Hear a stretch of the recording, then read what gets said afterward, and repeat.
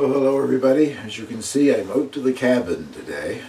Beautiful day. Almost feels like fall out. It's kind of cool. It's sunny, mid-August. August 17th, I think, is what today is. I just recently, over the last 5 or 6 weeks, YouTube has been promoting my winter storm in the cabin video, which I really appreciate. And through that promotion, I got a lot of new subscribers, so I wanted to take this opportunity to welcome all of my new subscribers and say how much I appreciate you subscribing to my channel. I'm not certain what the video had for views prior to the promotion, but right now it's 217,000 plus.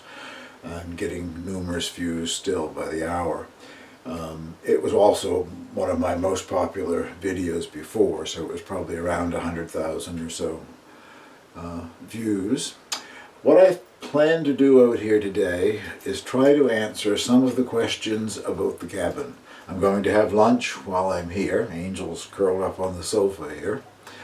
But as I go along, there are a number of questions that get asked frequently about the cabin, and I always reply to these questions individually, but I thought perhaps if I did a more in-depth explanation of what's happening here and why I have the cabin and all that good stuff, that it might be appreciated. So that's what we're about to do.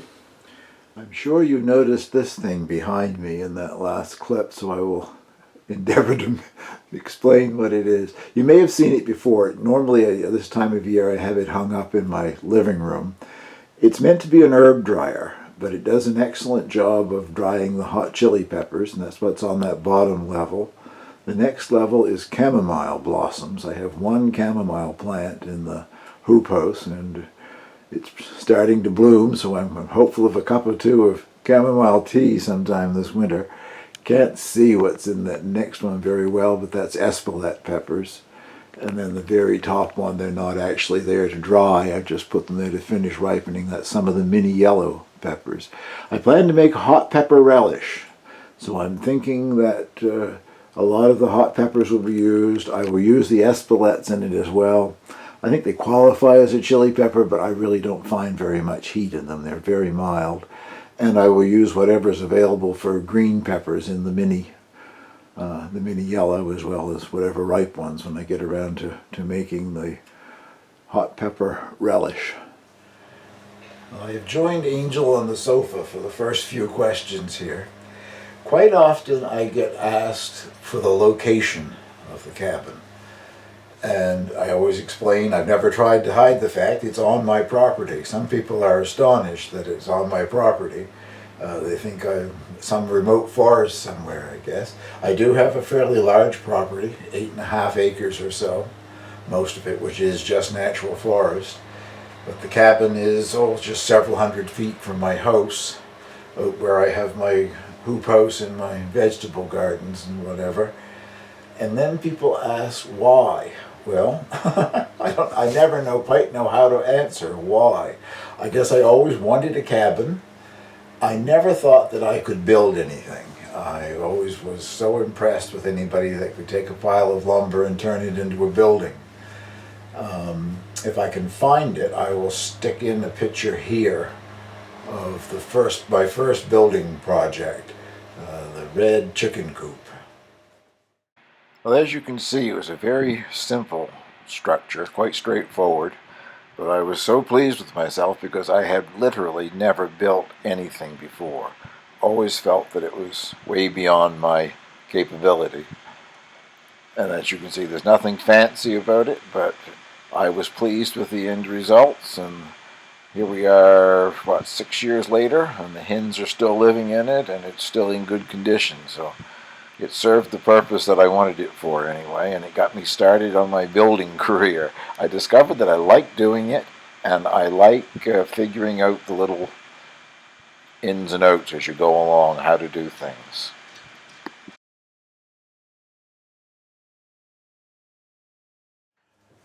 I thought I did fairly well as far as the coop went, following the instructions that came with, I think it's something to do with the roof trusses, maybe from Lee Valley or something. and there was a simple instructions to build a small building, and I don't know, it's still there, and the hens still seem to enjoy it. Anyway, that following winter, I just kept thinking about building a cabin. And I will put a link down below to the set of plans that I used. It's still available. They're from a Canadian magazine company. I did make some modifications to it, but nothing too drastic. The original set of plans had a small deck out beyond the door, and I incorporated that space in the inside of the cabin just to make it a little bit bigger. But that's another thing. I'm often asked about the size. I guess maybe camera views make it look bigger than it actually is, or sometimes makes it look smaller than it actually is. It is not very big. 13.5 feet long by 8 feet wide. And it does have a loft. It was supposed to have a loft that you could sleep in. I have a wood stove. I'm on my second wood stove now, the Yodel. I really like it. And my concern was, well, I knew I would never be up sleeping in the loft. I'm claustrophobic, but at some point somebody else might own this, and I just didn't feel that it was safe. There was supposed to be a small window up there, but it wasn't what they call egress rated. In the event of a fire, you couldn't have got out through the window. So I changed the slope of the roof, which made the loft area much smaller, and I just use it for storage. Now, frequently I'm asked, where's the bathroom? The bathroom is back up at the house. And I always joke in the wintertime, don't eat the yellow snow, if you know what I mean. I have thought about building a composting toilet. I've never got around to doing it. The cabin is so small interior, I wouldn't want anything like that inside the cabin. But at some point I may build an outhouse, a composting toilet, so I wouldn't have to keep going back to the house to find the facilities. Just a few photos that were taken during the construction phase of the cabin in the spring and early summer of 2012. I'm so pleased that I did this entirely on my own. With the chicken coop, I forgot to mention that I'm scared of heights, and my next door neighbor come over and put the ridge shingles on the very peak. I just couldn't get myself up there to do it. But with scaffolding, I was able to do this entirely myself. And like I said previously, I just find that I enjoy the process. I'm sure a carpenter would die laughing at some of the things that I've done, but I like figuring out how to do it and putting it together and saving a lot of money when you don't have to pay for the labor. As you probably know, the cost of materials is prohibitive enough.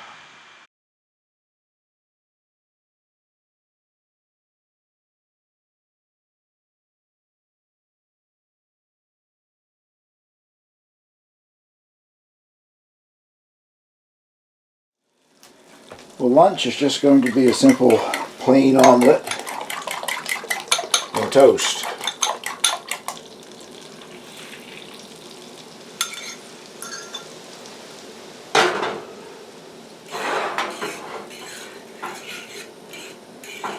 I keep trying to perfect the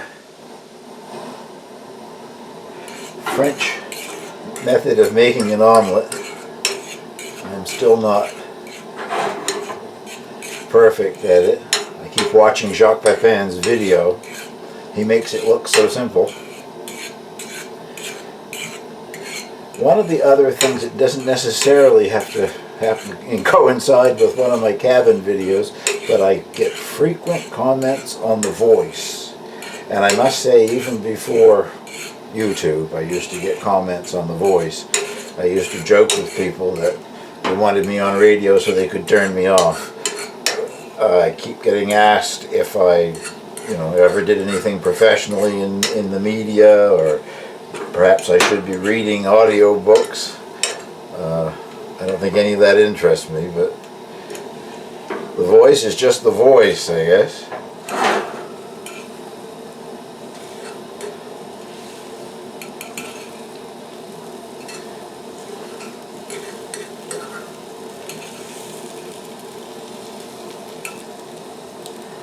theory behind the French omelet is bringing it down into the corner like this and covering over the area that's still quite liquidy. When you seal that in like that and then plate it, the heat that you're sealing in with it finishes cooking the omelet. I like my omelet a little wet, but I don't want it completely raw. And I think this is just about ready to go to the table.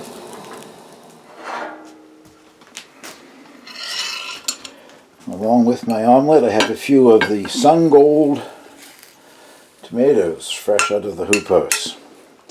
I'll be back after I have finished my lunch and close off with a few more answers to some of the many questions that are asked about the cabin.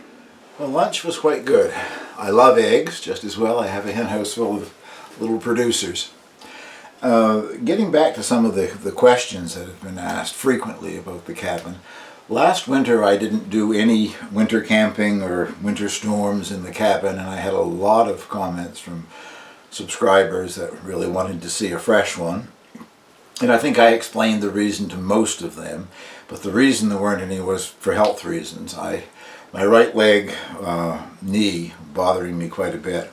I had to have surgery on it. I had it in early April, and after that surgery it was determined that that wasn't the entire problem, I guess. I had an MRI and they have found something else. I'm waiting now for another surgery date, but I'm sure it'll be in the near future. So let's hope this winter that I'll be able to get on my snowshoes and come out here no matter how much snow there is in the area. Last winter it just wouldn't have been safe for me to do it. If I'd fallen on snowshoes, it would be very difficult for me to get back up. So that's me whining, and that's why there weren't any winter storm in the cabin videos last year. Better luck this year, we hope. Frequently I get people who comment about me using the Coleman lantern and the Coleman gas stove in an enclosed area. I still have the lantern, but I don't use it anymore anyway because I now have solar powered lights that much better. The lantern gave excellent light, I just never liked the racket that it makes, awful loud hissing. I have a combination smoke detector and carbon monoxide detector in the cabin, and it has never gone off in relation to carbon monoxide anyway, even though I'm using that Coleman gas stove, and I just used it for lunch right now. But I don't quite understand. I think the instructions that say not to use it in an enclosed space are probably referring to a small enclosed space, but they don't bother to tell you that. They for safety reasons, they just tell you not to use it in a confined area.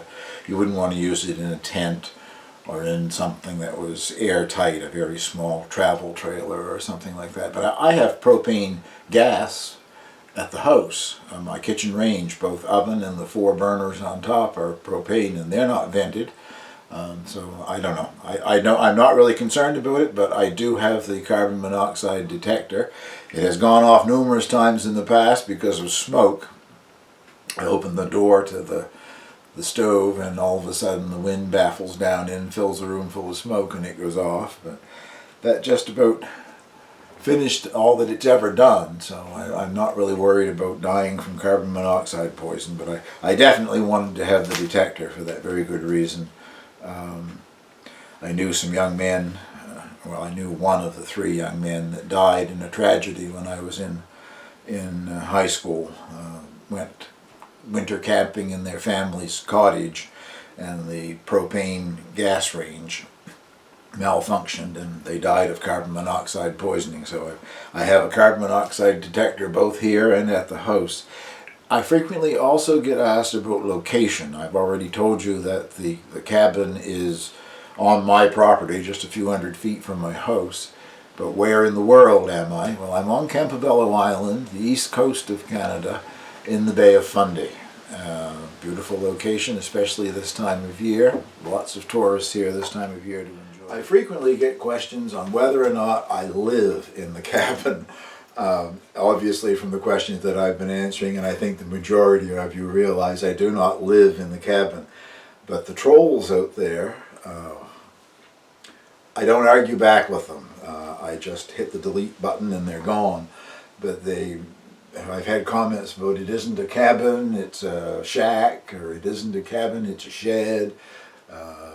And then I'm being very phony because I'm making people think that I live out here in this little cabin. Well, I don't, and don't ever intend to. I do enjoy camping out here, especially in the wintertime. I love the heat from the wood fire and how calm and relaxing it is. But I think that handles that question. As I say, I don't argue with the trolls. I just ban them from my channel. They don't get a second chance with me. Well, for this last clip, it's probably going to be a bit bouncy. I'm hand holding the camcorder this time. There's Angel.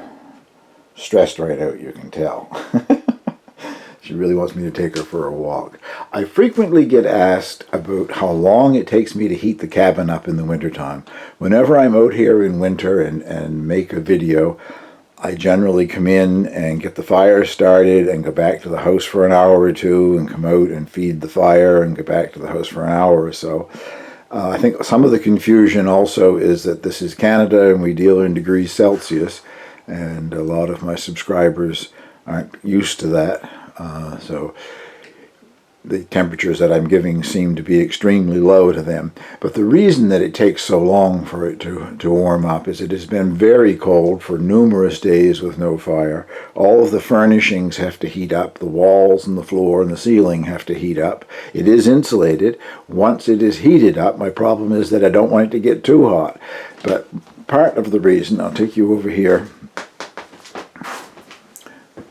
We can see the loft up above, but as I said, I just use for storage. But nevertheless, heat rises, and when in the initial phase of trying to heat up the cabin, that's where most of the heat goes, up into this peak.